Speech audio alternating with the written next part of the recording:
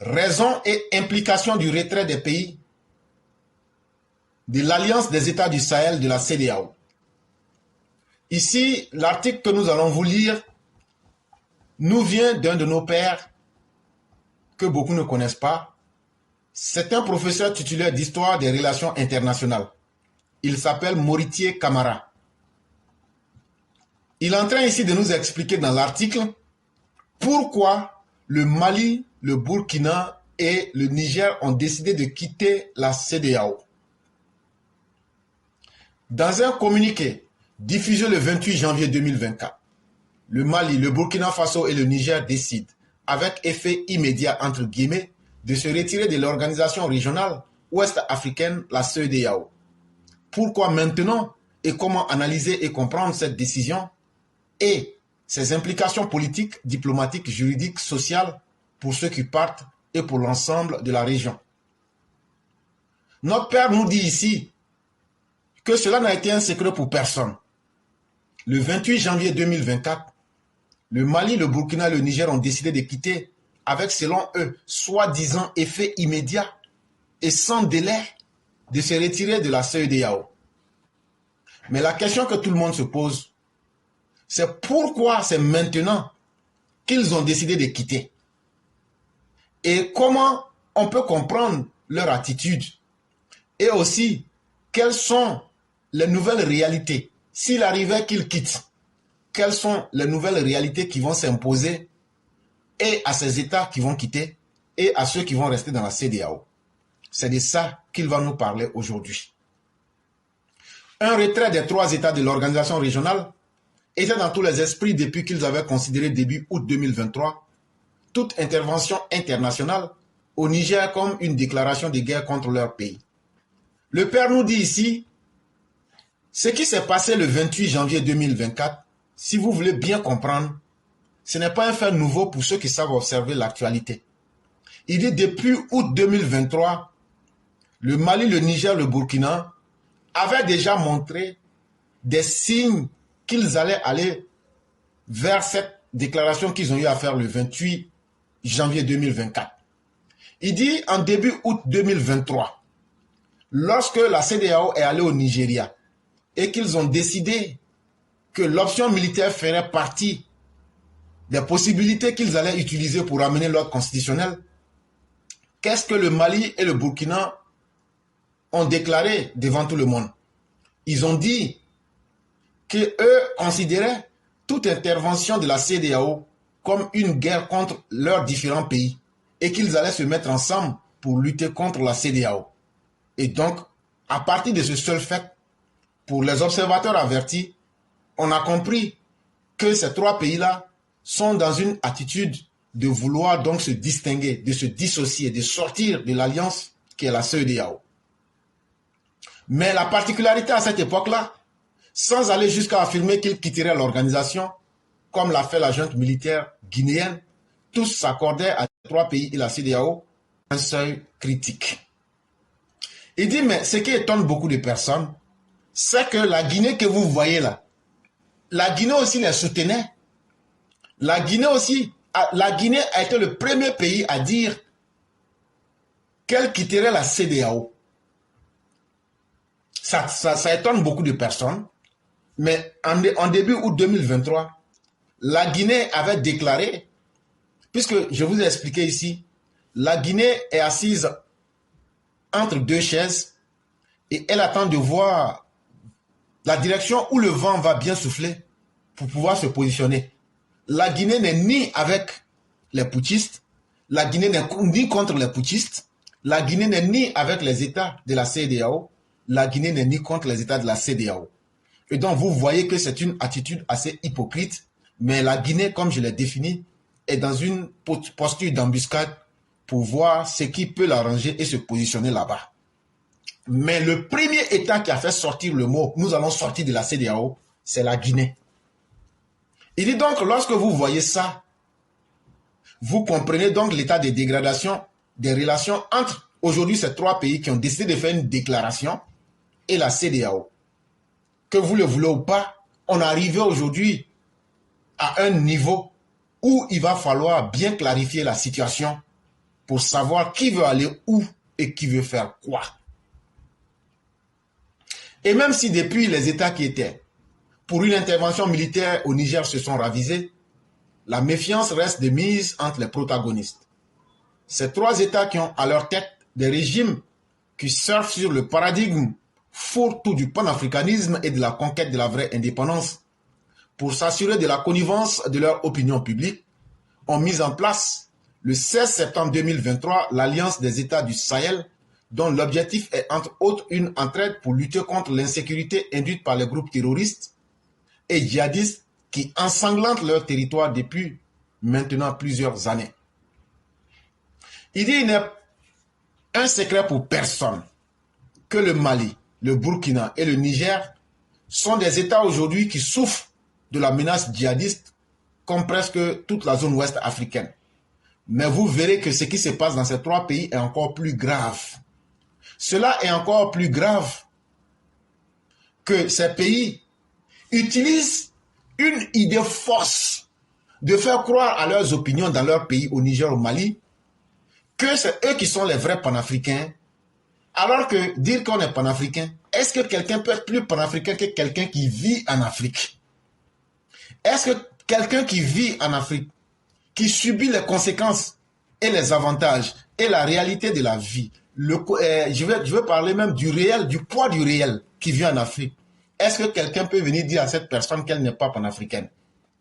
En réalité, le mot panafricain, c'est un terme fabriqué de tous pièces dans les laboratoires russes, comme pour faire croire aux Africains qui vivent déjà leur africanité, que d'autres Africains seraient tellement africains que c'est à eux de venir enseigner aux Africains ce que c'est que le panafricanisme. En réalité, c'est du faux. En réalité, vous verrez un monsieur comme Laurent Gbagbo dire que subitement, lui qui a massacré des millions d'Africains, dire aujourd'hui que lui, il est un parti panafricaniste africain. Mais allez regarder son histoire politique, vous verrez qu'il n'y a pas un politicien en Afrique de l'Ouest qui a massacré les Africains plus que Laurent Gbagbo. Mais contre toute attente, le paradigme fourre-tout, c'est-à-dire le sac à crabe qui attire aujourd'hui les analphabètes, qui attire aujourd'hui les inconscients et qui attire aujourd'hui les assoiffés de pouvoir et les assoiffés de reconnaissance, ou bien ceux qui souffrent de ne pas être vus par les médias, eux tous aujourd'hui, tous ceux que je viens de citer là aujourd'hui, se mettent à dire qu'ils sont devenus des panafricains. Comme si les vrais Africains ne sont pas des panafricains.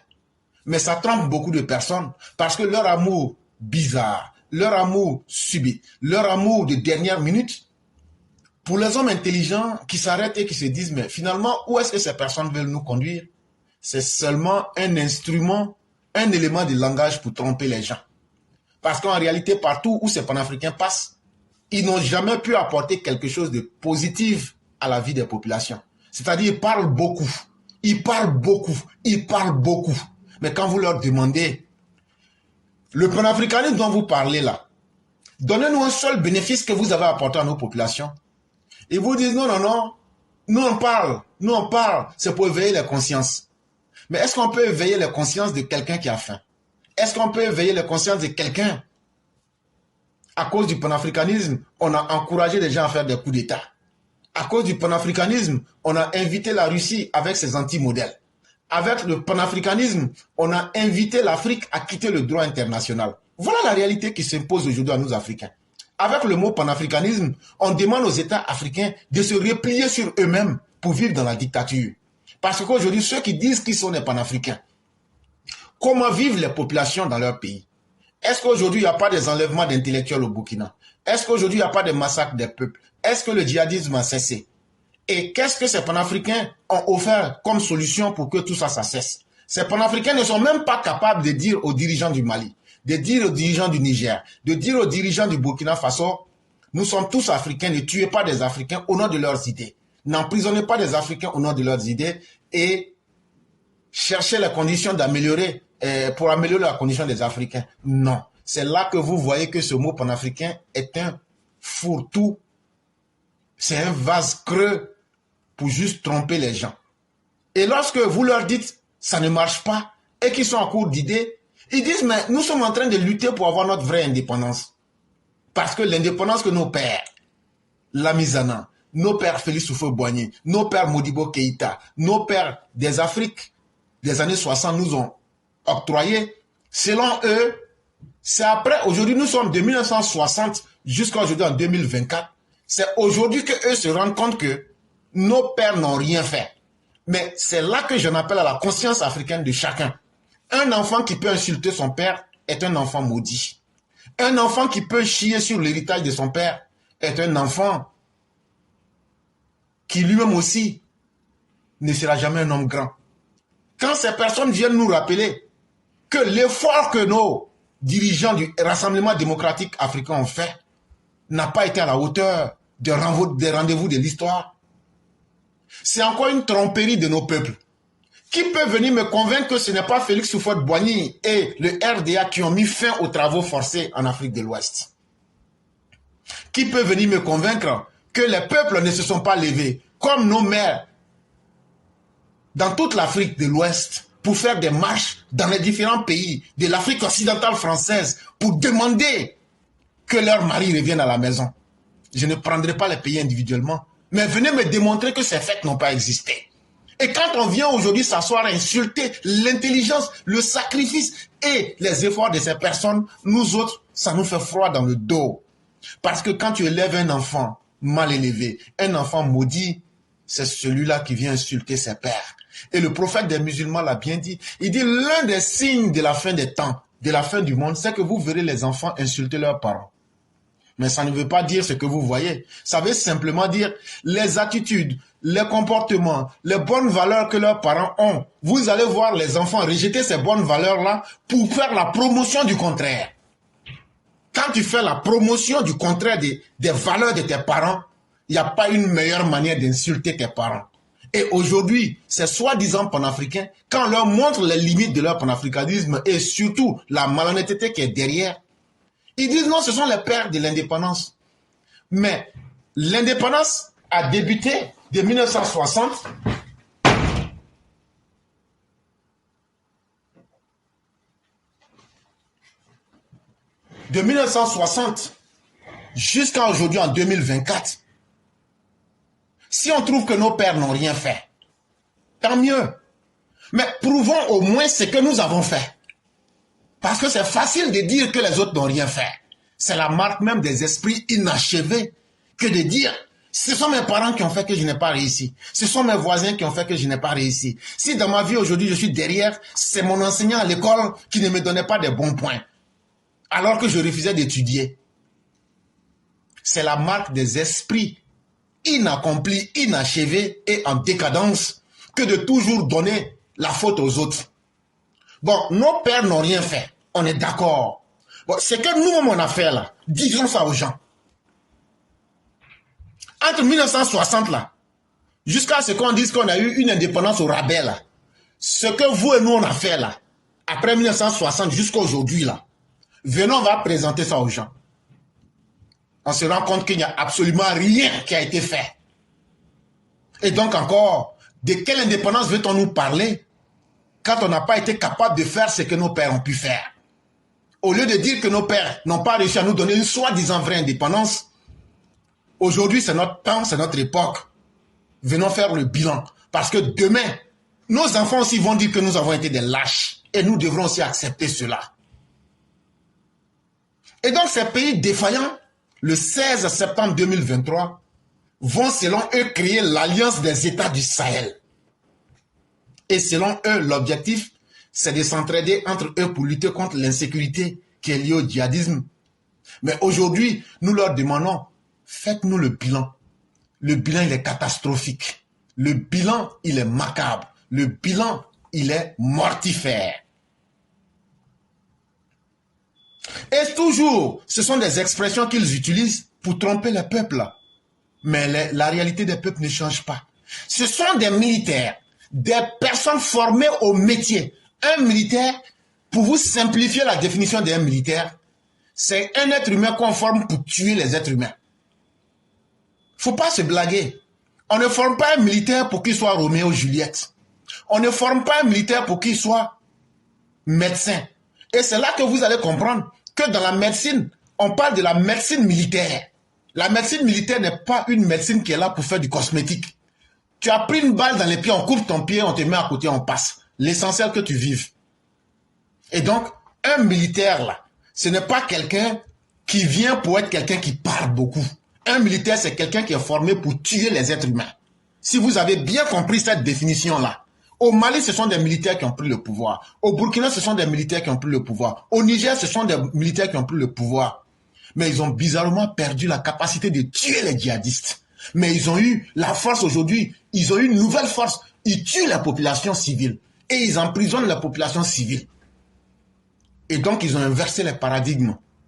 Aujourd'hui, ce sont ces mêmes militaires-là aujourd'hui qui, bizarrement, aujourd'hui, utilisent aujourd'hui l'insécurité comme un élément pour convaincre leur population que c'est nous qui détenons aujourd'hui la capacité de vous offrir l'insécurité. On va vous faire arrêter. Est-ce que ça ne se passe pas au Burkina? On va vous mettre en prison. On va vous livrer aux djihadistes. Et donc, c'est nous qui vous apportons l'insécurité aujourd'hui. Voilà l'état dans lequel ces pays-là aujourd'hui se retrouvent. Mais quand vous leur demandez ce qu'ils ne peuvent pas faire et ils ne veulent pas faire, ils vous disent qu'eux sont là pour faire la sécurité. En diplomatie, le timing est un élément fondamental pour faire passer un message et créer le maximum d'impact souhaité. Le fait que cette annonce intervienne 2 jours seulement après la fin de la visite africaine du secrétaire d'État américain, Anthony Blinken, n'a rien d'un hasard, loin s'en faut.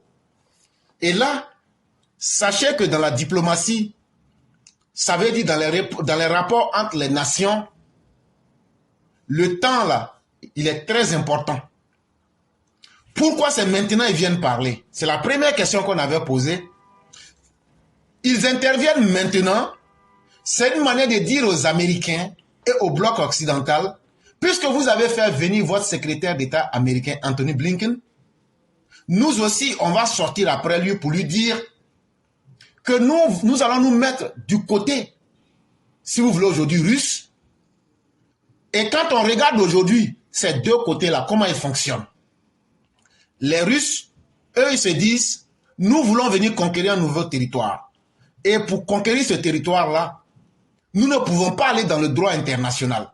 Et donc, on va rentrer en collaboration avec des individus qui sont au rabais. Comment est-ce qu'ils sont au rabais? On veut d'abord des individus qui ne sont pas arrivés au pouvoir par élection. Quand c'est comme ça, on peut mieux les contrôler.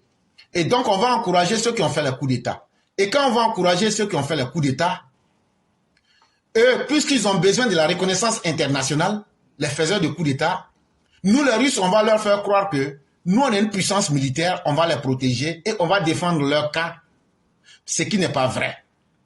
Parce que depuis qu'on est là, il n'y a pas encore un résultat en leur faveur.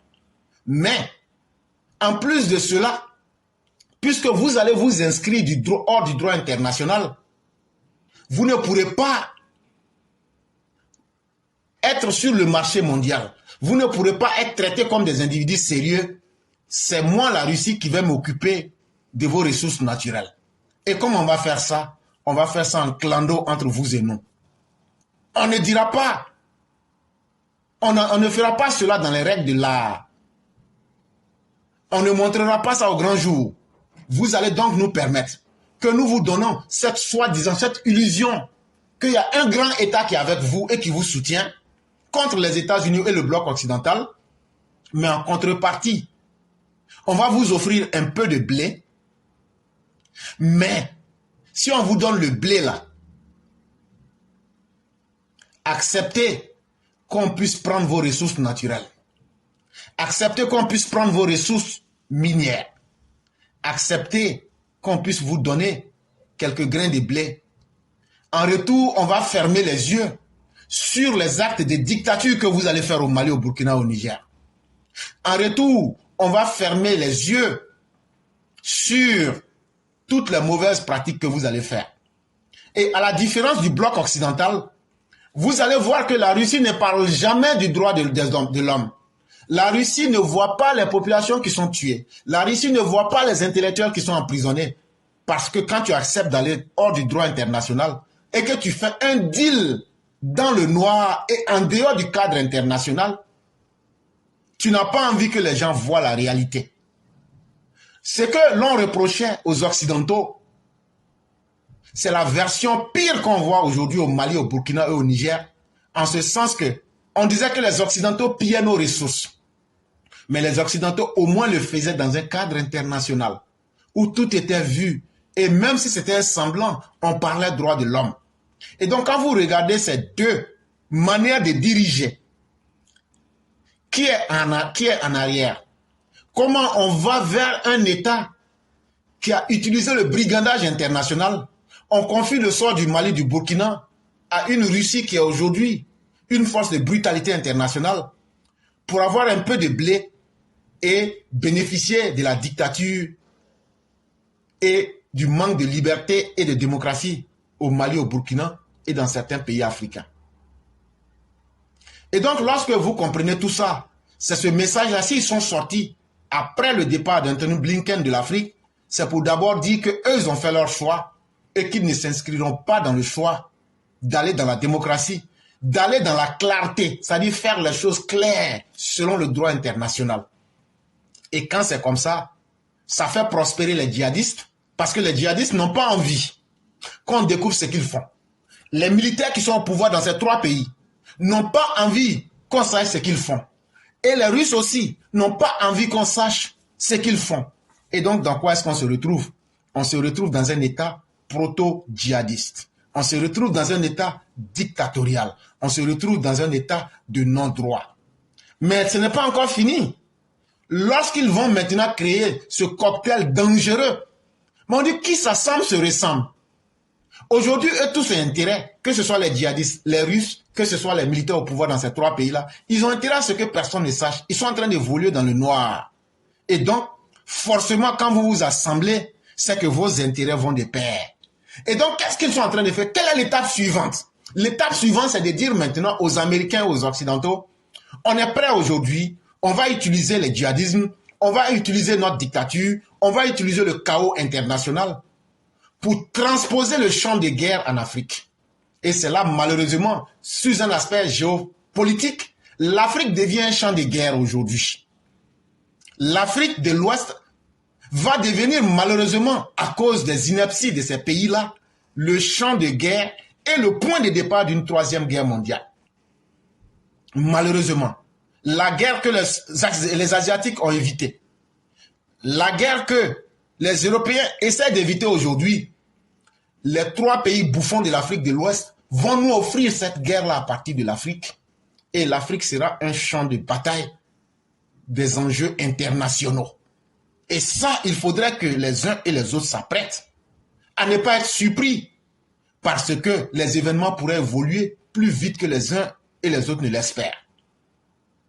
Les États-Unis, depuis 2021, devant l'évidente afghanistanisation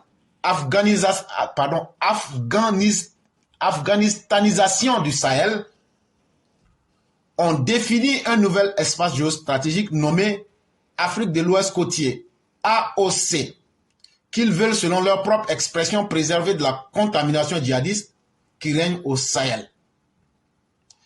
Il dit donc depuis 2021, ils ont compris, les Américains, que la zone du Sahel s'est afghanisée. Ça veut dire que c'est devenu comme l'Afghanistan. Et les Américains ont mis une nouvelle stratégie en place qu'on appelle AOC, ou même si vous voulez AOC, Afrique de l'Ouest côtier. Parce que la menace djihadiste, si elle arrive à prendre le terrain et se propager, ce sont aussi les intérêts occidentaux qui seront mis en mal, sans parler même des dégâts que cela va faire sur nos populations. Lors de sa tournée africaine en 2023, la vice-présidente des États-Unis, Kamala Harris, a promis une aide sur 10 ans de 100 millions de dollars pour réaliser ce vœu. Lors de sa récente visite, le secrétaire d'État américain a réaffirmé cet engagement en faisant au Nigeria la promotion d'une sécurité globale. Et donc aujourd'hui, face à toute cette menace qui est là, ça amuse certains qui pensent que non, c'est un phénomène qui est extérieur, qui est loin de nous. Non. Aujourd'hui, le monde fonctionne de façon globale. Et un seul État ne peut pas lutter contre le djihadisme. Personne n'aime le djihadisme. Mais quand trois États pauvres se mettent ensemble, quels peuvent être l'impact qu'ils peuvent apporter. Et dans leur discours, ils ont menti aux populations. Ils disent que eux, ils n'ont pas eu l'aide de la CEDEAO et des organisations internationales pour les aider. Mais pour nous autres qui sommes des hommes avertis, on leur dit, mais vous avez menti. Vous voulez faire croire que le monde entier vous a abandonné. Non, le monde entier vous a dit, il y a une manière pour le monde dans lequel nous sommes, il y a une manière de fonctionner. Pour que vous vous asseyez à la table des dieux, il faut que vous respectez leurs conditions. On dit, pour être à la table des dieux, là, il faut qu'il y ait une élection où on va élire quelqu'un pour le mettre au pouvoir. Comme ça, là, cette élection-là, c'est une garantie. Et les documents qu'on va signer là, on sait que c'est un homme qui a été élu par la reconnaissance de son peuple et donc qui engage donc l'avenir des générations à venir. Voilà comment les États fonctionnent. On ne peut pas, quelqu'un qui a volé le pouvoir, brigandé le pouvoir, on ne peut pas signer d'accords internationaux avec ces personnes. Voilà ce qui vous fatigue.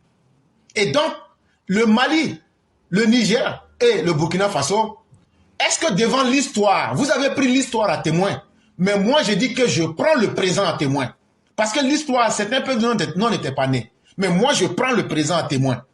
Qui vous a obligé à chasser les forces françaises du Mali? Qui vous a obligé à chasser les forces françaises du Niger? Qui vous a obligé à chasser les forces françaises du Burkina Faso? Est-ce que ça s'est fait ou mais ça ne s'est pas fait? Est-ce qu'en le faisant, vous ne vous tapiez pas la poitrine pour dire que c'est pour vous des signes de souveraineté? Qui vous a obligé à le faire? Quand ces forces-là étaient là-bas, même si elles n'étaient pas à la hauteur, est-ce qu'elles ne servaient pas au moins à dissuader les djihadistes? Et donc, reconnaissez que ce n'est pas quelqu'un qui vous a obligé à faire enfoncer vos pays dans l'insécurité. Deuxième chose, le G5 Sahel, qui était un groupement international de plusieurs pays. Lorsque vous vous êtes retiré, comment quelqu'un, sa maison est en train de brûler? Il y a la guerre, il y a le djihadisme au Mali, il y a le djihadisme au Burkina, au Niger. Les États sérieux du monde se mettent ensemble. On crée une coalition qu'on appelle le G5. Les gens qui doivent aller t'aider, et toi tu trouves l'occasion de leur dire, moi je me retire. Exemple, ta maison est en train de brûler, les villageois s'en vont chercher de l'eau pour venir éteindre ta maison. C'est là toi tu leur dis, ah si vous n'éteignez pas ville là, moi je vais quitter, moi je ne vais pas éteindre ma maison. Voilà le comportement que vous avez adopté. Qui vous a demandé de quitter le G5 Sahel? Venez répondre ça devant l'histoire de l'humanité. Et vous êtes tellement pervers et vous êtes tellement idiot que vous pensez que vous pouvez tromper le monde? On prend l'histoire à témoin. Mais moi, je prends le présent, c'est-à-dire le moment actuel à témoin. Venez dire que ce qu'on est en train de dire là, vous n'avez pas fait. Qui vous a dit de sortir du G5 Sahel? Qui vous a dit de chasser les forces internationales? Qui vous a dit de vous mettre en conflit? Qui a chassé l'amunissement du Mali? C'est pas vous-même les mêmes Maliens là qui avaient fait des grandes déclarations pour demander que la MINUSMA quitte. Et donc, quand on dit quelque chose, on doit être capable d'assumer. Ça s'appelle, voyez-vous, la souveraineté, ça commence d'abord par la dignité des dirigeants. Et quand quelqu'un n'est pas capable d'assumer ce que lui-même dit, c'est un lâche. Et ces pays-là sont dirigés par des lâches et des indignes que vous êtes. Assimi Goïta, tu es un indigne et un lâche. Tiani, tu es un indigne et un lâche en grand caractère. Ibrahim Traoré, tu es un indigne et un lâche en puissance exponentielle. Parce qu'un vrai garçon, normalement, quand ce que tu dis là, tu assumes. Normalement, un vrai garçon qui a été entraîné au métier des armes, il va casser la gueule des djihadistes. Il ne fait pas de discours. Et donc, vous êtes en train de distraire le peuple. Et aujourd'hui, vous voulez, sans le savoir par idiotie, déstabiliser toute la sous-région. J'ai eu pendant très longtemps averti les uns et les autres pour nous dire qu'ils sont en train de transformer progressivement l'Afrique de l'Ouest en un terrain d'expérimentation de la Troisième Guerre mondiale. Ça étonne beaucoup de personnes, ça amuse les gens, mais la menace est là et il ne faut pas jouer avec. Lorsqu'on regarde la carte des États membres de la CEDEAO, on se rend compte que l'Afrique de l'Ouest, côtier est la CEDEAO, moins ces trois États, que sont le Mali, le Burkina Faso et le Niger, qui du coup se retrouvent isolés et livrés à leur propre sort face aux hordes de terroristes et aux grands bandits, aux trafiquants qui tuent et endeuillent leur population quotidienne.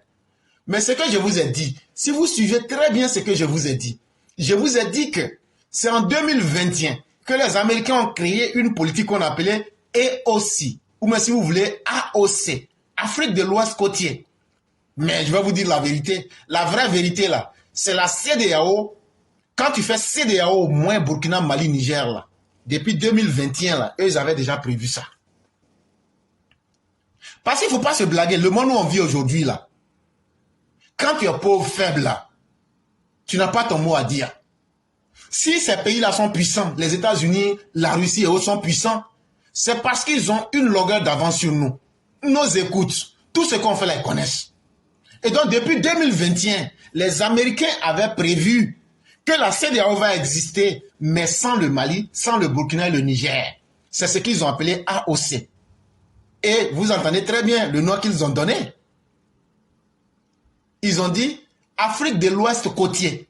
Ça veut dire une CEDEAO avec les pays de l'Afrique, mais qui sont de la côté, du côté la coastal part. Le côté côtier. Je n'avais pas envie de faire ce pléonasme. Voilà, la CEDEAO, mais avec les pays de la côte ouest africaine, sans les pays du Sahel. Et donc voilà ça maintenant dans vos mains maintenant. Et on se demande maintenant, qu'est-ce que vous allez pouvoir faire? Économiquement, vous êtes faible. Que ce soit ces trois pays-là, allez regarder l'apport de l'aide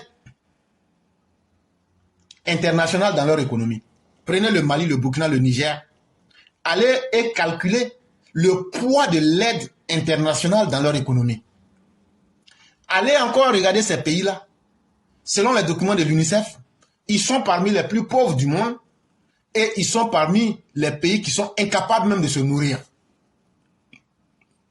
Mais quand ces pays-là se mettent ensemble, qu'est-ce que ça donne aux populations de ces pays? On fait une porte ouverte aux terroristes, aux grands bandits, aux grands trafiquants. Et sur leur chemin, puisque eux tous veulent bénéficier du non-droit, ils ne veulent pas que personne et quelqu'un sache ce qu'ils font, on endeuille la population. Et quand on demande qui a fait ça, on dit on ne sait pas, on va chercher, on va faire enquête. Et on n'en parle plus. C'est ainsi que dans la communauté, dans le communiqué annonçant leur retrait de l'organisation, la CEDEAO, ces trois pays affirment: l'organisation n'a pas porté assistance à nos États dans le cadre de notre lutte existentielle contre le terrorisme et l'insécurité. Pire, lorsque ces États ont décidé de prendre leur destin en main, elle a adopté une posture irrationnelle et inacceptable en imposant des sanctions illégales, illégitimes, inhumaines et irresponsables. Ce manque de solidarité et d'empathie, aussi bien des acteurs régionaux et internationaux, explique donc cette évolution entre ces trois États et la CEDEAO. Et donc, dans leur communiqué, ils disent que eux, pour pouvoir exister, le Mali, le Burkina, le Niger, eux, ils avaient besoin que les organisations internationales puissent les soutenir pour qu'eux puissent exister. Ils disent bien dans le cadre de notre lutte existentielle. Ça veut dire la lutte qu'ils mènent contre le terrorisme là. Si on ne les aide pas là, eux vont disparaître. Mais lorsque eux, ils ont décidé de prendre en main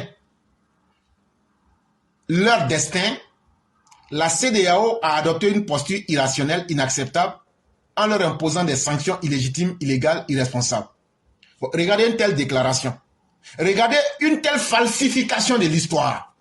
Ils veulent nous faire comprendre qu'eux devraient lutter contre les djihadistes, comme les autres ont refusé de les aider. Donc c'est ce qui a fait qu'aujourd'hui, ils quittent la CEDEAO. Alors que c'est du pur mensonge. Avant que vous ne veniez au pouvoir, là, les djihadistes existaient dans vos pays. Et les présidents qui étaient là étaient des présidents élus. Dans tous les trois pays que vous voyez là, le Niger, le Burkina, le Mali. Et c'est devant tout le monde. Quand les présidents élus étaient là, les djihadistes étaient là. Les militaires étaient là. Mais vous étiez dans les casernes. Les civils qui ont été élus dirigeaient. Ces civils-là travaillaient dans le cadre international. Le monde ne les a pas abandonnés. Vous-même, vous avez pris le pouvoir sur quel langage? Qu'on vient prendre le pouvoir au Burkina pour chasser les djihadistes. Et vous avez échoué. Au Mali, on vient prendre le pouvoir pour chasser les djihadistes. Vous avez échoué. Au Niger, on vient prendre le pouvoir pour chasser les djihadistes. Puisque les présidents civils, avec les organisations internationales, ont échoué, vous avez dit à vos populations, nous, comme on est formés pour le métier, quand on vient là, on va les chasser. Et vous avez tous échoué. Mais en plus d'avoir échoué, Vous avez pris votre destin en main en vous dissociant des forces internationales, comme je l'ai expliqué plus haut. Qui a chassé les armées françaises du Niger? Qui a chassé les armées françaises du Mali, du Burkina? Qui a dit « Abat la MINUSMA, quittez notre terre » C'est encore vous. Qui a quitté dans le G5 Sahel? Qui s'est levé pour dire « Nous, on n'est plus dans le G5 Sahel, on quitte » C'est vous-même encore qui avez fait ça. Et donc, vous êtes très mal placé pour venir mentir aux gens. Et en plus, pourquoi il n'y a pas eu de sanctions illégales, illégitimes, inhumaines sur vos pays quand des présidents élus dirigeaient vos pays? Simplement parce que quand tu fais un coup d'État, tu es un bandit. Quand tu fais un coup d'État, tu es un brigand. Quand tu fais un coup d'État, tu es un ignoble. Et quand tu agis mal, on doit être capable de te dire que tu es mauvais. Et on va vous dire ça 1000 fois. Et on ne va jamais vous encourager dans vos bêtises. Dans votre discours, vous dites, on s'est mal comporté, mais pourquoi vous ne nous avez pas soutenus? On ne vous a pas soutenus parce que il y a une règle. On ne peut pas accepter que les mal élevés comme vous viennent imposer leur turpitude et puis on va vous suivre. Le monde là, vous êtes des États pauvres. Vous êtes des États qui vivaient de l'aide internationale. Et vous êtes parmi les États les plus pauvres du monde. C'est pourquoi, quand vous agissez mal, on doit vous dire ça. Vous êtes des États depuis que vous avez dit que les indépendances n'ont pas marché. Depuis 1960, vous faites les coups d'État. Et ça n'a jamais rien apporté. On vous a demandé de faire les bilans des coups d'État. Vous dites que vous ne faites pas les bilans des coups d'État. Vous dites que vous n'aimez pas la démocratie. On vous dit, bon, comment vous voulez qu'on vous respecte si vous ne pouvez pas désigner des dirigeants? Vous dites non, suivez-nous. Depuis quand on a vu un aveugle imposer à ceux qui voient clair de le suivre. Et vous voulez juger les autres parce qu'ils ne vous ont pas suivi dans vos bêtises. Vous voulez juger les autres parce qu'ils n'ont pas fait coup d'État comme vous. Vous voulez juger les autres parce qu'eux n'acceptent pas que les djihadistes puissent rentrer chez eux. Voilà pourquoi vous n'êtes pas content. Ce manque de solidarité et d'empathie, aussi bien les acteurs régionaux et internationaux, expliquent donc cette évolution entre ces trois États et la CEDEAO. Car si les sanctions qui leur sont appliquées suite au coup d'État qu'ils ont connus sont appelées sanctions de la CEDEAO, la grande majorité d'elles viennent plutôt de l'Union européenne, pardon, de l'Union économique et monétaire ouest-africaine. Il est vrai que créer sa propre monnaie n'est pas une entreprise aisée, surtout pour des pays qui comptent parmi les plus pauvres du monde. Vous avez parlé de coup d'État. C'est très bien. Quand tu fais coup d'État là, est-ce que c'est vous qui étiez les premiers à faire coup d'État? La CEDEAO est née où? La CEDEAO est née au Nigeria. C'est comme ça qu'au Nigeria, là, les gens faisaient coup d'État chaque semaine. Mais à un certain moment, là, eux se sont assis et disent vraiment, les coups d'État, là, il n'y a rien dedans. Donc là, comme nous sommes le pays le plus grand, le plus puissant économiquement en Afrique, là, aidons-nous à éviter les coups d'État. Et donc là, un humain qui se respecte, là, l'expérience est son meilleur maître. Quand je fais quelque chose aujourd'hui, ça n'a pas marché là. Je répète, ça n'a pas marché là. À un moment, je m'arrête et puis je regarde, je dis, attends, je vais faire le contraire. C'est comme ça que la CEDEAO est née. Et quand la CEDEAO est née là, les coups d'État n'ont pas cessé. Tous les États qui ont fait coup d'État avant vous là, c'est la même sanction qui leur a été imposée. Donc vous n'êtes pas nouveau. Tous les États qui ont fait coup d'État là, les mêmes sanctions qui leur ont été imposées là, c'est ça aussi qu'on vous a imposé. En 99, quand Côte d'Ivoire a fait coup d'État là, on leur a imposé les mêmes sanctions à travers Guy Robert. Quand Laurent Gbagbo a déconné là, en 2011-2010 là, vous, les Maliens, les Burkinabés, les Nigériens, vous avez imposé des sanctions à la Côte d'Ivoire. Mais quand tu es un peuple digne, tu ne te plains pas. Tu retournes sur toi-même, tu regardes à l'intérieur de toi-même. Qu'est-ce qui fait défaut chez moi? Tu te corriges et puis tu te relances. Mais c'est ce que vous ne voulez pas faire. Et c'est un mauvais comportement qui est en vous. Vous les Sahéliens là, Maliens, Burkinabés, Nigériens là, vous avez un comportement qui est très mauvais. Vous savez, vos défauts, vous les connaissez. Mais vous voulez toujours imposer vos défauts pour que les autres vous suivent. Mais quand vous-même vous regardez là, vous êtes misérable, vous êtes pauvre et vous n'êtes pas éduqué. Est-ce que les gens éduqués comme nous, les Ivoiriens, peuvent vous suivre? Est-ce que des gens éduqués comme les Nigériens, les gens du Nigeria peuvent vous suivre? Est-ce que des gens éduqués qui tirent les leçons de l'histoire peuvent suivre des idiots? Voilà ce qui vous fait mal. Vous êtes les peuples les plus bêtes de l'Afrique de l'Ouest. Et vous voulez. Et c'est pourquoi vous réagissez comme des sauvages, des animaux. Moi, je vais vous dire ça direct. Sans état d'âme. Si vous voulez, faites ce que vous avez à faire. Vous agissez comme des animaux sauvages.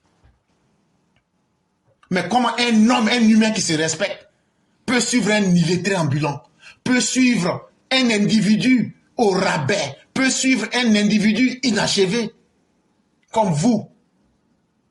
Et vous pensez que ce que vous avez fait aux autres, quand aujourd'hui ça vous arrive, au lieu de chercher à dire mais pourquoi ça nous arrive, vous voulez accuser ces autres. Et donc, et si les autres pays, au moment où vous n'avez pas de coup d'État, et puis vous étiez dans la CEDEAO, vous signez les sanctions contre les autres là, si tout le monde devrait faire comme ça, où est-ce que nous en serions? C'est parce que vous avez fait un coup d'État et que vous-même vous avez librement adhéré à la CEDEAO. On n'a pas tiré quelqu'un avec code pour venir entrer dans la CEDEAO. Et donc là, les sanctions qui sont là, c'était là avant vous, vous avez appliqué ça sur les autres, et les autres aussi vont appliquer ça sur vous, et puis le monde va continuer à fonctionner. Et si vous voulez demain encore faire des coups d'État, et même en mars là, les sanctions vont bel et bien tomber sur vous. Ça ne sera pas seulement la CEDEAO, ça il faut que je vous dise ça aussi, mais ça sera encore l'UEMOA, ça sera encore l'Union européenne, et ça sera encore les États-Unis. Cette fois-ci là, les sanctions qui vont venir sur vous là, je vais vous donner un peu d'aperçu. La CEDEAO va mettre ses sanctions à partir de mars. L'UEMOA, l'Union économique et monétaire ouest-africaine, va mettre ses sanctions. Après, les États-Unis vont mettre leurs sanctions. L'Union européenne va mettre ses sanctions. Ce que vous allez voir dans ça là, c'est là que vous allez comprendre que dans le monde là, c'est là que vous allez obliger la Russie à être une puissance économique. C'est là que vous allez comprendre que le monde là, c'est un terrain de jeu où il n'y a pas de pitié. Ce que vous vous êtes mis dedans là, si vous pensez que c'est un jeu, vos populations vont mourir de faim dans les rues. Vos populations vont se bouffer entre elles. Parce que les sanctions qui viennent, la posture que vous avez adoptée, c'est un défi que vous avez lancé à l'humanité. Et sachez que on va relever ce défi-là et on va vous imposer des sanctions des plus inhumaines et des plus dures que l'histoire de l'humanité connaîtra. Et ça sera sans pitié. Et on va demander à nos dirigeants ouest-africains de bloquer les... Et c'est là que je trouve que c'est une bénédiction. C'est vous-même qui avez dit que vous quittez la CEDEAO. Et donc, de facto, si on vous prend au mot et qu'on accepte que votre déclaration était une déclaration officielle, on va donc bloquer toutes nos frontières. Et c'est là que la chose devient intéressante. Et on va rapatrier vos populations. On va le faire exprès pour augmenter votre souffrance. Ah oui, apprêtez-vous. On va non seulement bloquer les frontières, il n'y aura plus libre circulation des citoyens, mais on va rapatrier les millions de Maliens que vous avez dans nos pays pour augmenter au maximum les millions de Burkinabés, les millions de Nigériens en Afrique de l'Ouest. On va vous rapatrier dans vos pays. Et c'est là que vous allez savoir que ce monde-là, ce n'est pas un monde de jeu. Nous sommes dans un monde, quand tu ne veux pas, tu inscris dans le droit international là. Un bandit, il va en prison ou on l'élimine physiquement. Un bandit là, on le tue ou il va en prison. Et vous là, comme vous et vos populations avez décidé d'être des idiots, on va vous traiter comme tel. Et donc, il est vrai que créer sa propre monnaie n'est pas une entreprise aisée, surtout pour des pays qui comptent parmi les plus pauvres du monde. Il est donc plus facile de marquer des coups en se retirant de la CEDEAO plutôt que de l'UEMOA. Or, les deux sont liés. Vous ne pouvez vous retirer ni de l'un sans l'autre. La monnaie que vous voulez créer là, vous avez menti. Mais l'UEMOA ne va pas vous laisser. Parce que les institutions sont interconnectées. Les institutions sont liées. Sachez que la CEDEAO là, c'est d'abord une union économique. Et donc là, en forte relation avec l'UEMOA. Et si vous vous souvenez bien, quand les sanctions avaient été imposées à Laurent Gbagbo, on appelle directement la BCEAO pour leur dire, vous gelez toutes les opérations. Est-ce que la BCEAO n'est pas en relation avec l'UEMOA? C'est là que vous allez comprendre quand vous vous condamnez à être des analphabètes, là, vous allez comprendre comment le monde fonctionne. Entre 2015 et 2021, les 3 pays qui sont le Niger, le Mali et le Burkina ont produit 11 500 000 personnes analphabètes sur les 12 millions. Ça ne vous fait pas honte? À la suite du retrait des forces françaises de ces 3 États, les États-Unis ont gardé une base de drones ainsi que 1000 soldats sur place au Niger. Ils travaillent activement à la recherche de nouveaux endroits pour les délocaliser.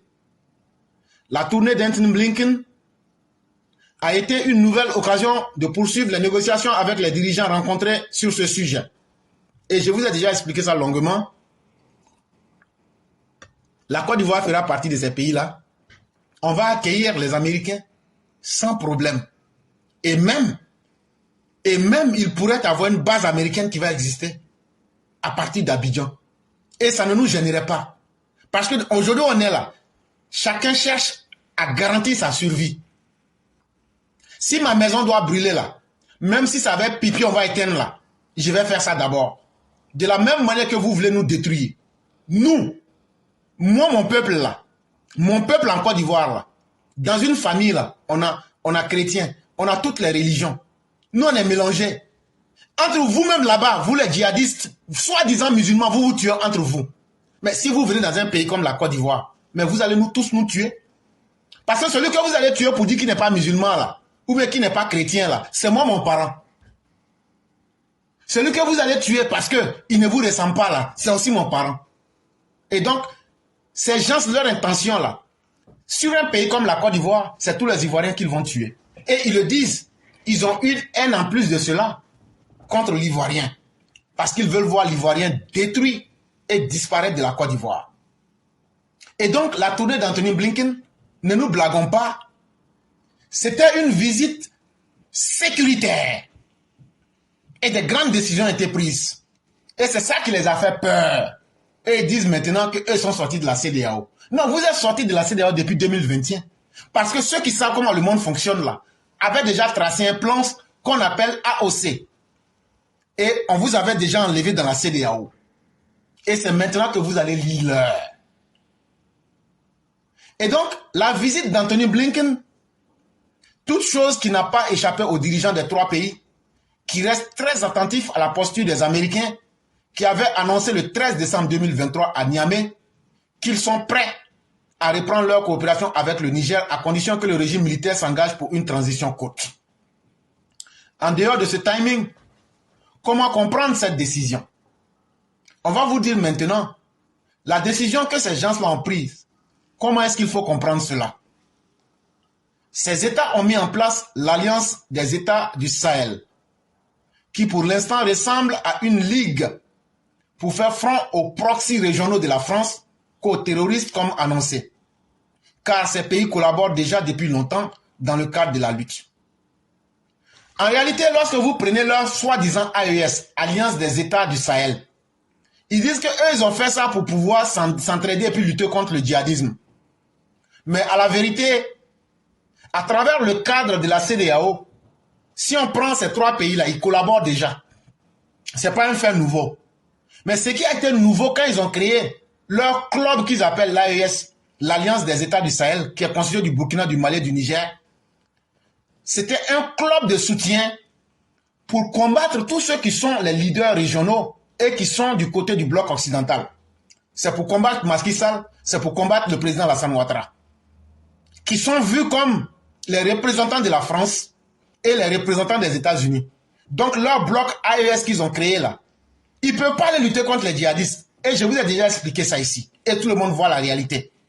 Mais en réalité, c'est un bloc, c'est un comité de base, un comité de soutien pour lutter contre la Côte d'Ivoire, pour lutter contre le Sénégal.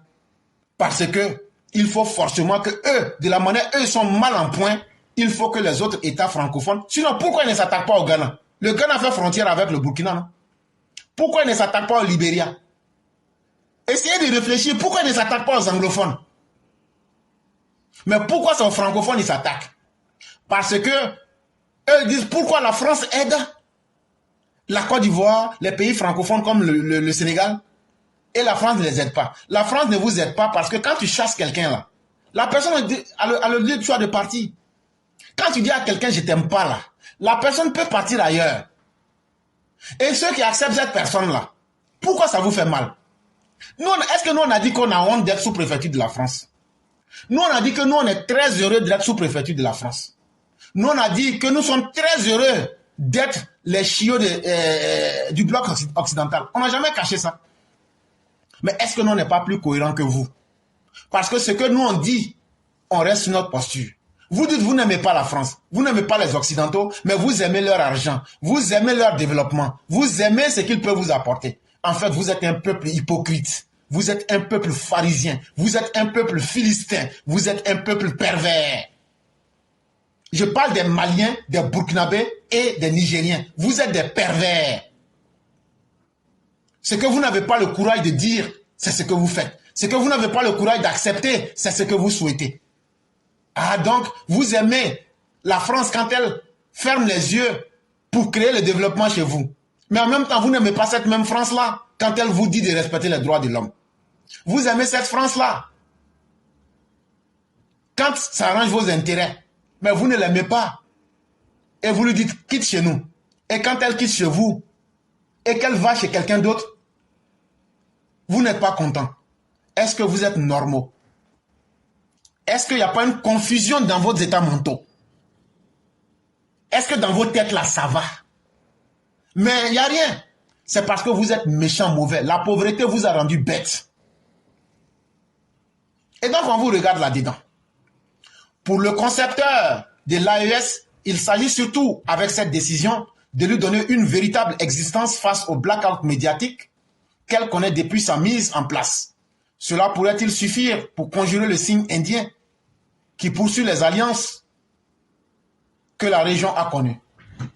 Mais ce que beaucoup ne savent pas, et surtout ce que cette bande d'analphabètes et d'idiots ne savent pas, c'est que les alliances dans la sous-région là, il y en a eu plusieurs. Mais ça s'est terminé comment? Ça s'est toujours terminé en queue de poisson. Ça s'est toujours terminé sans rien apporter de positif. Pourquoi? Parce que c'est quelque chose qui n'est pas bien réfléchi. C'est quelque chose qui n'est basé sur rien. Voyez-vous diriger là. Tant que vous ne mettez pas une politique qui va influencer positivement la vie des populations qui sont dans vos territoires, tout ce que vous allez faire, c'est zéro.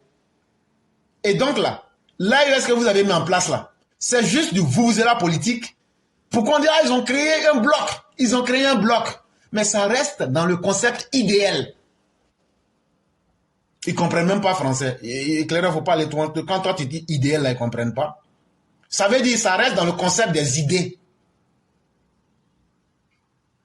C'est ce que Platon appelle le monde intelligible. Et vous voyez, moi là, en Côte d'Ivoire, là, nous on n'est même pas là à l'école. Mais regardez comment on parle français. Regardez comment on parle et puis on connaît. Donc, c'était du vuvuzela politique. Parce que personne ne parlait d'eux. Quand ils sont séparés là, Mali est là-bas, Burkina est là-bas, Niger est là-bas, qui va s'occuper d'eux? On les a déjà classés. On a déjà créé AOC. Ça veut dire, on a pris CEDEAO là, on a enlevé les Sahéliens dedans là, la CEDEAO fonctionne. Vous aimez djihadistes, restez avec djihadistes. Vous aimez la violence, restez avec violence. Vous aimez kidnapper vos populations, kidnappez-les. Vous aimez Wagner, restez avec Wagner. Vous aimez la Russie, restez avec Russie. Depuis 2021, là, on avait déjà mis ça en place. Comme on dit, il n'y a rien sans rien, on va vous dire les vraies vérités aujourd'hui. CEDEAO là, il y a longtemps, nous, on vous a enlevé dedans. Avec les Américains là, je vais vous dire la vérité. On avait, depuis 2021, on vous a enlevé dans CEDEAO. Mais comme on ne voulait pas que la faute vienne de nous là, c'est pourquoi on s'est tué pour vous regarder. Et comme vous-même, vous avez dit aujourd'hui que vous êtes quittés, il n'y a pas de problème, Dieu merci. On est bien aujourd'hui. Et donc, tout le bonheur que le djihadisme peut vous apporter, tout le bonheur que les coups d'État peuvent vous apporter, tout le bonheur que les prises d'otages peuvent vous apporter, aujourd'hui, assumez-les et laissez-nous en paix. Et comme ils ne veulent pas être en paix, parce que s'ils font ça là-bas, avec leur work dans leur pays, personne ne va s'occuper d'eux, on ne va pas parler d'eux. C'est pourquoi ils ont créé l'AES. Pourquoi on dit, ils ont créé un bloc, ils vont devenir puissants. Mais depuis quand vous avez vu l'association de trois pauvres avoir un impact? On dit bien en mathématiques de base, 3 fois 0 est égal à 0. 3 fois 0 est égal à 0. Comme 0 fois 3 est égal à 0. C'est ce que vous êtes. Et donc là, Ça fait honte. Personne n'a envie de s'associer à vous. Vous les Maliens, vous les Burkinabés, vous les Nigériens là, vous êtes tellement la honte. Vous ne produisez que des analphabètes. Vous ne produisez que la misère. Vous ne produisez que des individus défaillants. Même physiquement. Tellement la nature et Dieu vous a abandonné là. Regardez, dans vos pays là, les gens qui naissent là, souvent ils naissent avec la tête à la place des fesses. Il y a des gens même qui naissent là, leur cerveau est dans leurs fesses. Il y a des gens qui naissent dans vos pays là, quand ils viennent là, ils ont les pieds coupés. Il y a des gens qui naissent là, eux là, quand ils viennent là, ils n'ont pas d'intestin. Mais regardez dans les autres pays d'Afrique où vous voyez ça. Mais c'est parce que vous êtes des peuples maudits. Et ça là, les gens tout ne veulent pas vous dire, moi je vous dis ça. Ce sont les signes de vos malédictions, des mauvaises intentions que vous avez. Et surtout, de votre idiotie. Parce que quand il n'y a pas plus maudit que quelqu'un qui n'aime pas que sa condition change. Lui fait toujours la même chose. En effet, l'histoire de cette région de l'Afrique nous enseigne que les alliances qui ont pour objet et pour but d'unir les États entre eux, à la différence des organisations internationales dont l'objectif est d'améliorer leur coopération, n'ont jamais été des réalités solides et pérennes quand elles sont à la merci des revirements de leurs membres. Et pourquoi votre ARSA ne peut pas marcher? Il faut qu'on vous explique. Voyez-vous, quand on crée, et l'histoire du monde a toujours prouvé, quand des États se mettent ensemble pour créer juste une alliance, pour dire on est ensemble là, et puis il n'y a rien derrière, il n'y a pas de coopération, il n'y a pas de véritables objectifs, mais on est ensemble et puis quoi? Et on est là comme ça, on se voit, bon, on est ensemble. Et puis après, il y a quoi? C'est pas suffisant. Tant que vous ne collaborez pas, tant que vous ne coopérez pas sur des domaines bien précis, par exemple, voilà, on va coopérer peut-être sur la science, la technologie, ou bien peut-être d'autres choses, ou bien économiquement. Même si vous vous mettez ensemble, là, c'est zéro. C'est pourquoi je vous ai dit 3 fois 0 est égal à 0. Puisque 3 pays misérables, quand ils se mettent ensemble, ils n'ont pas de technologie, ils n'ont pas d'intellectuels, ils n'ont pas d'école, ils n'ont pas une armée capable de sécuriser leur territoire. Qu'est-ce que ça peut apporter? Rien. Et donc, voilà la réalité du monde. Mais deux États peuvent être à 1000 lieues, mais peuvent collaborer. Et c'est comme ça que le monde fonctionne. Par exemple, la Côte d'Ivoire peut collaborer avec les États-Unis militairement, économiquement, comme on le voit à travers l'AGOA et bien d'autres choses, comme on le voit avec le MCC et comme on le voit à travers plusieurs autres programmes. Ces programmes-là, ça va avoir un impact parce que les populations vont les ressentir. Voilà comment l'Afrique et le monde doivent fonctionner.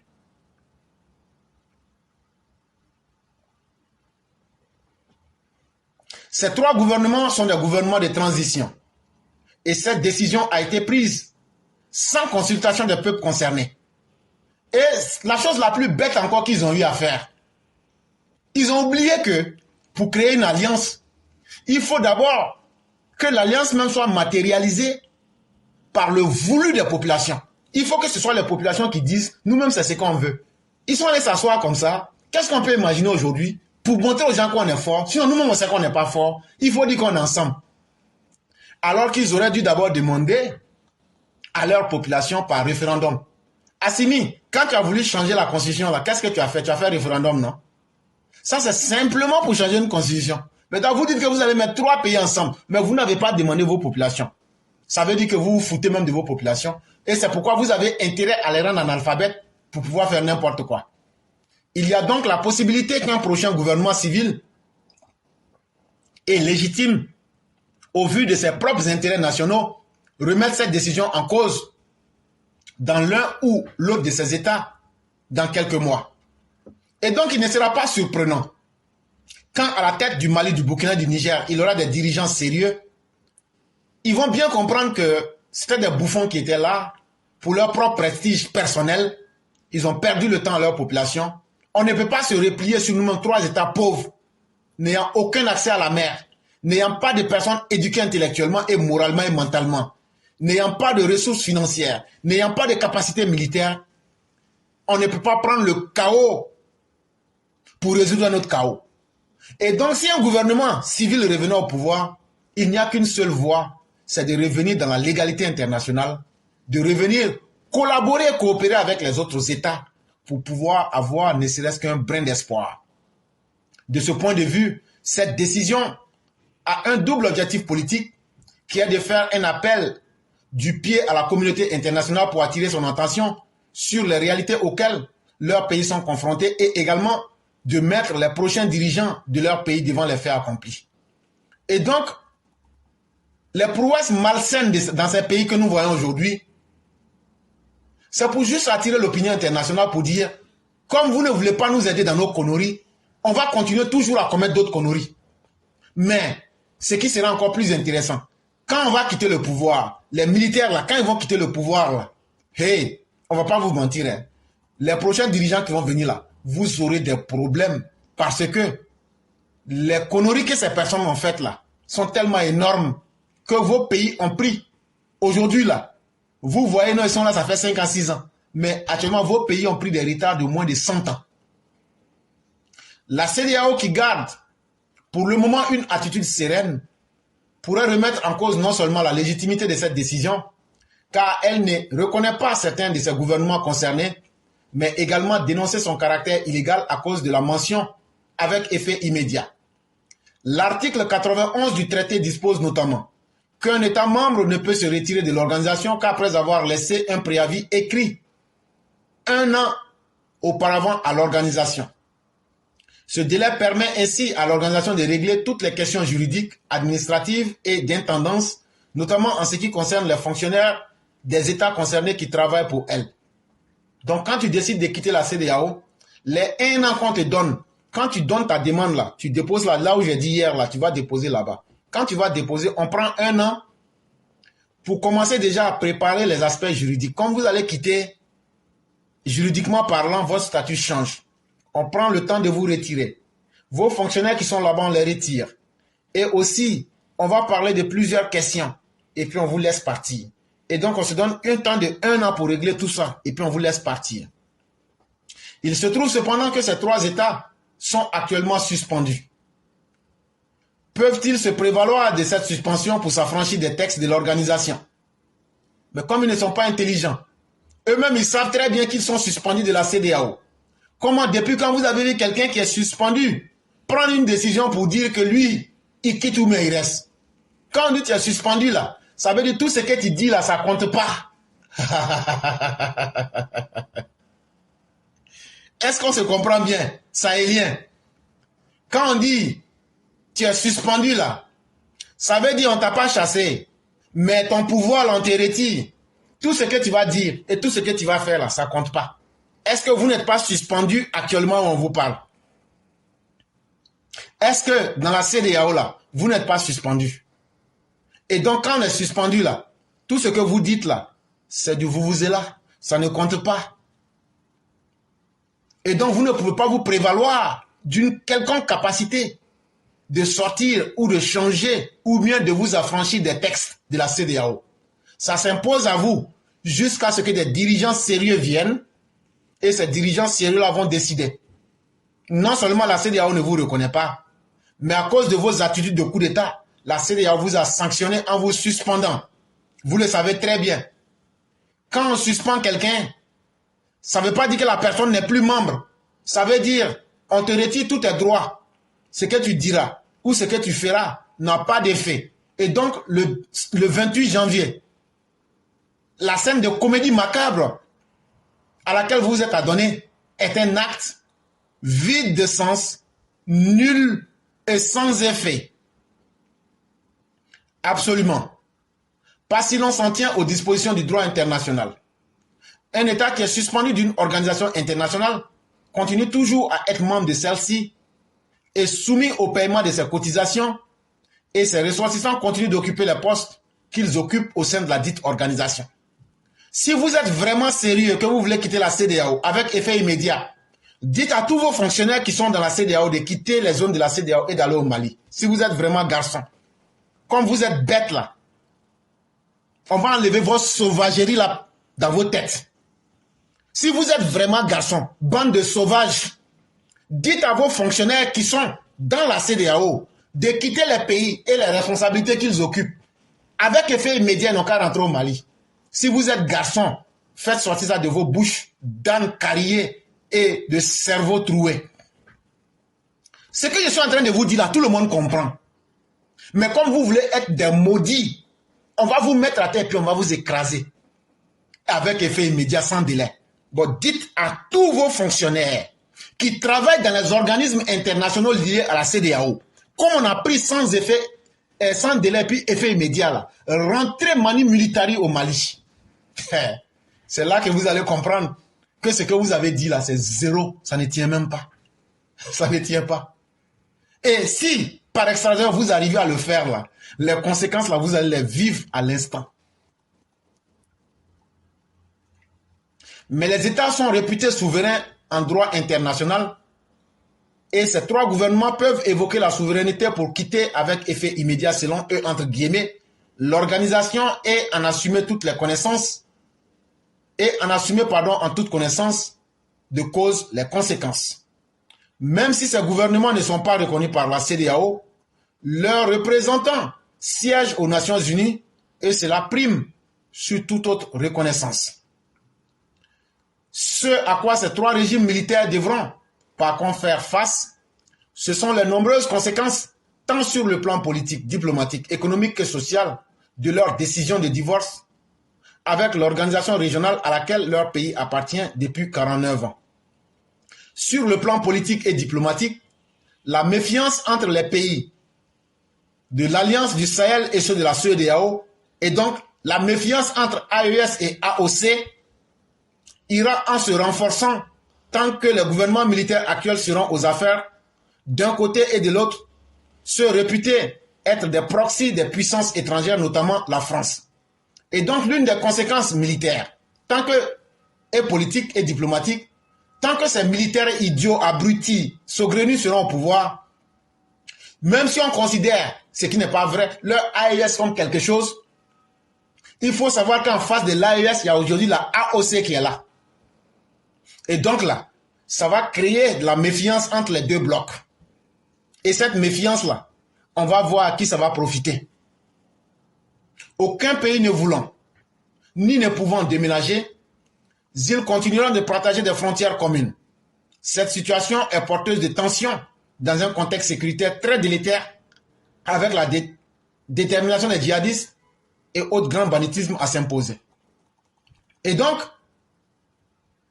quand je vous avais dit que ces États ont pour fonction de propager le djihadisme en Afrique de l'Ouest, pour faire mal donc aux États de la CEDEAO, vous allez voir ces gouvernements militaires-là favoriser et travailler avec les djihadistes pour qu'ils attaquent les frontières et les pays ouest-africains qui sont dans la CEDEAO, dans l'AOC, dans l'AOC. Et est-ce qu'eux aussi vont croiser les bras?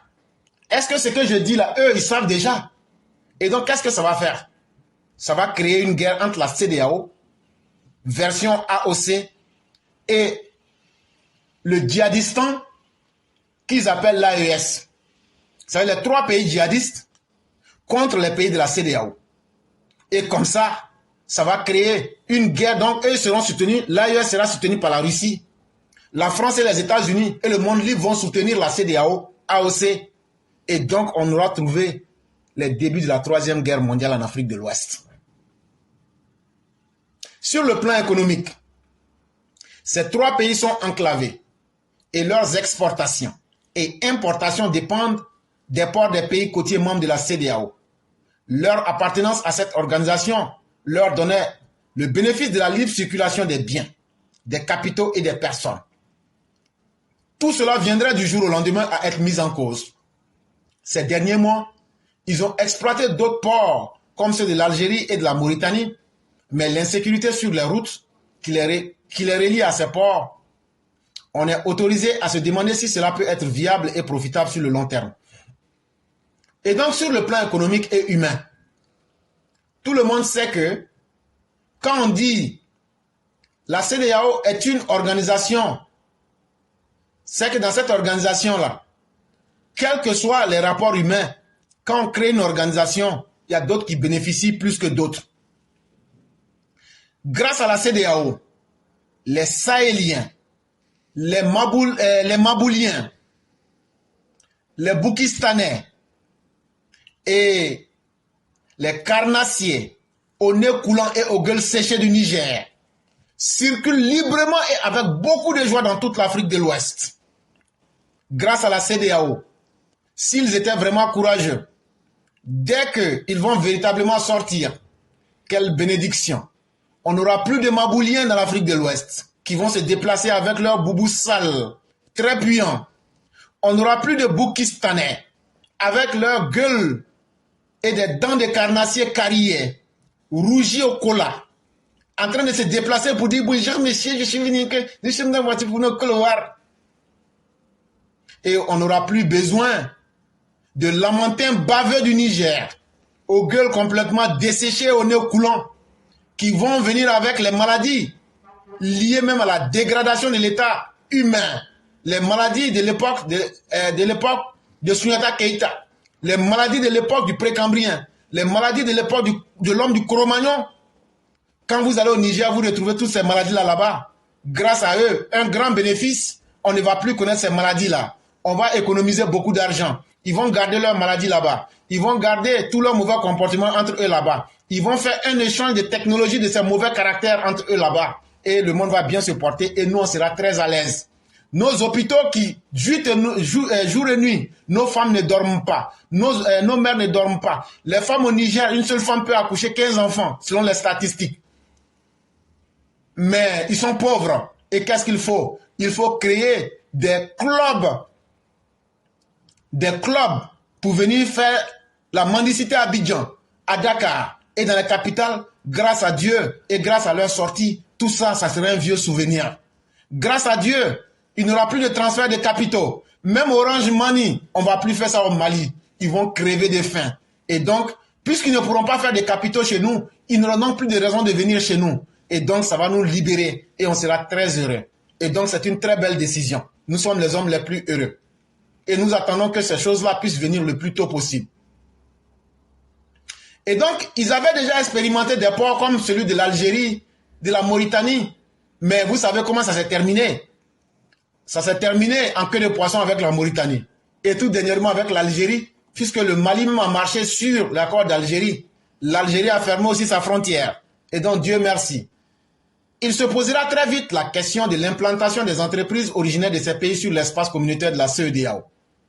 Pour des entreprises dont certains sont installés depuis plusieurs décennies, les choses également risquent d'être très compliquées au niveau des garanties d'investissement, des taxes et des rapatriements des fonds.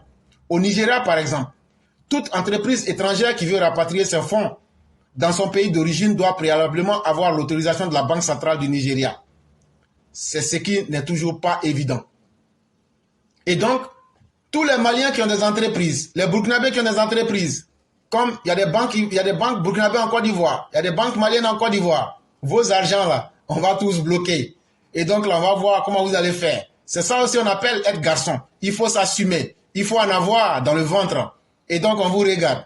Et donc, toutes vos entreprises qui sont là, comment vous allez faire pour faire transférer les fonds? C'est à vous-même de réfléchir. Et comment vous allez faire pour investir? Ce ne sera pas possible. Et au niveau des taxes, on va vous tuer comme vous n'avez jamais vu. On va vous imposer des taxes les plus inhumaines. Et même en rapatriant vos fonds, même simple Orange Money, on va prendre des taxes qui vont vous tuer comme il se doit. Parce que quand tu fais du mal à quelqu'un là, il ressent ça. Comme votre intention de nous faire du mal là, nous on va vous faire ça 10 fois. C'est cependant sur le plan humain que les répercussions seront plus importantes et massives. La CEDEAO est l'organisation régionale africaine qui a le plus réussi l'intégration de ses populations. Le passeport unique crée un sentiment de proximité et d'appartenance à un même espace entre les populations, tout comme d'ailleurs la libre circulation. Le projet de monnaie commune et d'infrastructures économiques complémentaires sont autant de réussites de cette organisation. Tout cela sera remis en cause, mais les pays de l'AES ne seront pas les seuls à blâmer quant au coup porté à l'excellente œuvre d'intégration des peuples de la CEDEAO. La responsabilité de cette dernière est écrasante. C'est elle qui s'est laissée infiltrer ces dernières années par des puissances extérieures qui semblent lui dicter sa conduite, même envers ses propres membres, qui a trop tiré sur la corde, ce qui est aussi inacceptable. Cependant, ces trois États ont plus à perdre qu'à gagner en sortant de la CEDEAO et il y a de fortes chances qu'ils reviennent à la raison de l'évidence. cette décision semble plus être un appel du pied pour être réintégré dans la communauté régionale et internationale qu'une réelle volonté de partir. Le temps court nous dira ce qu'il est véritablement. C'était un texte de notre père Camara Moritier, professeur titulaire d'histoire des relations humaines, avec une explication d'éclaireur pro-vérité. Et donc, en réalité, il n'y a rien en face. C'est juste pour crier, pour qu'on ait pitié d'eux, pour pouvoir les intégrer. Et puis, sinon, il n'y a rien, il ne peut pas quitter. Voilà. On passe à autre chose. On va terminer avec un sujet qui est très simple. Pour parler aux Africains qui sont sérieux, et on va permettre aux uns aux autres de prendre la parole. C'est un sujet, le troisième et le dernier. Africains, organisons notre propre sommet. Afrique. J'écris ces lignes au moment où se tient le sommet Italie-Afrique à Rome. J'ai cru comprendre que son but est principalement de permettre à l'Italie d'assurer son approvisionnement en carburant et d'aider les pays africains à développer leur système éducatif et sanitaire, entre autres, afin, et c'est le plus important, que nos gueux restent chez eux et arrêtent d'aller envahir l'Europe en débarquant régulièrement et par milliers sur l'île italienne de Lampedusa. Les sommets avec l'Afrique. Apparemment, chaque pays non africain veut le sien. Cela avait commencé par les sommets France-Afrique, que l'on avait appelé par la suite Afrique-France, pour ménager nos susceptibilités de pauvres. Car, comme vous le savez, plus l'on est pauvre, et plus l'on est susceptible. Puis, il y a eu en vrac les sommets Chine-Afrique, Japon-Afrique, Brésil-Afrique, Turquie-Afrique, Russie-Afrique, Europe-Afrique, États-Unis-Afrique. Et que sais-je encore? Que ce que j'ai oublié me le pardonne. Je ne sais pas si vous vous souvenez de la passe d'armes qu'il y a eu entre le président Ibrahim Traoré du Burkina Faso et le président Macky Sall du Sénégal lors du sommet Russie-Afrique de Saint-Pétersbourg en Russie en 2023. Le Burkinabé avait accusé les chefs d'État africains d'aller mendier de la nourriture alors que l'Afrique regorge de tant de richesses, en visant clairement le Sénégal qui, avec le président de la Commission de l'Union africaine, avait été voir le président Vladimir Poutine pour négocier la livraison de blé à notre continent.